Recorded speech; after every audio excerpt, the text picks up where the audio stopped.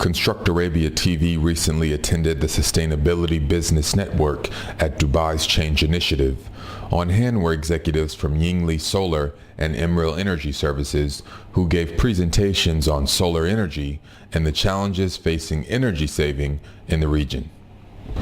Hi, I'm Emrill, Managing Editor of Construct Arabia, and today I have two special guests, Mr. Evangelos, Managing Director for Yingli Solar Green Energy, and to my right I have Simon Roopchand, General Manager of Energy Services with Emrill.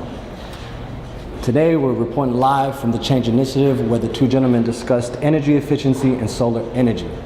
Guys, before we get into it, I just want to thank you for taking the time to meet with me. Thank you. And since we're discussing Sustainability Business Network, what is the greatest challenges within your guys' field? Okay, so with me, I would suggest it's probably financing though. In terms of an ESCO, energy services company, we have the technology, we understand the market, but the actual market confidence in terms of financing and the banks is very difficult at the moment within this region. If you look at Europe, the API is around about 10 to 15%.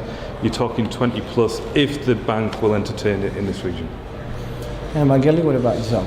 In our area, it's more the regulatory. We're waiting that the regulators starts to issue and to tell us what are the main things that we need to do, where we should start, what are fit-in tariffs, what are the terms and conditions, so that somebody can either develop his own solar farm or to have his electricity production on his rooftop.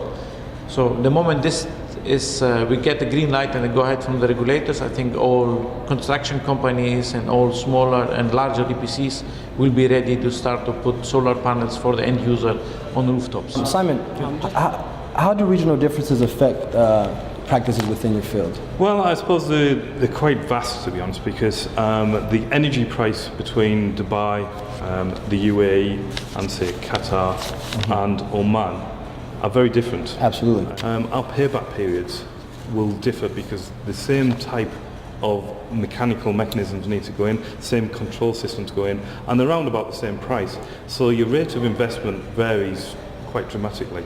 So because of the energy price and the rise in energy price within Dubai especially, within the UAE, our market is more here rather than the rest of the Middle East at the moment. You mentioned ESCO earlier.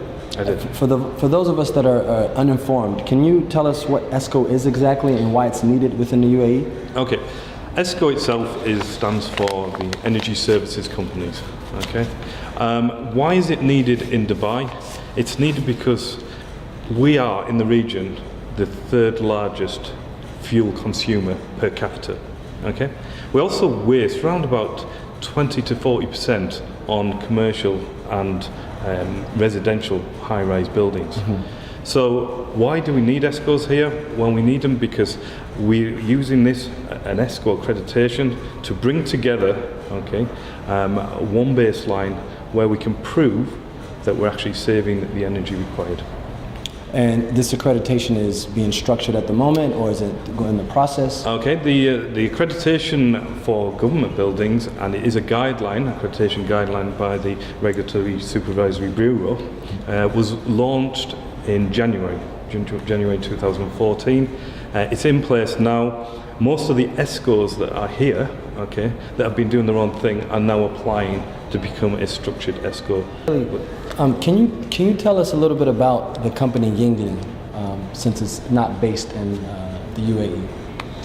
We have offices in UAE. Right, but the headquarters is... The headquarters are in China. The major headquarters are in China, where we also have our 4 production areas with many production facilities.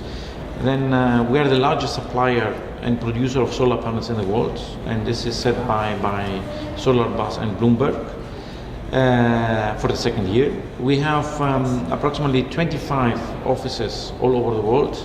We have 20 warehouses all over the world, and we are supplying in more than 40 countries at the moment. Well, that's a wrap for us. Thank you for tuning in. I'm Emrill, Managing Editor of Construct Arabia. To the left of me is Mr. Evangelos, to the right, Mr. Simon, and we're checking out from the Change Initiative. Thank you. Thank you.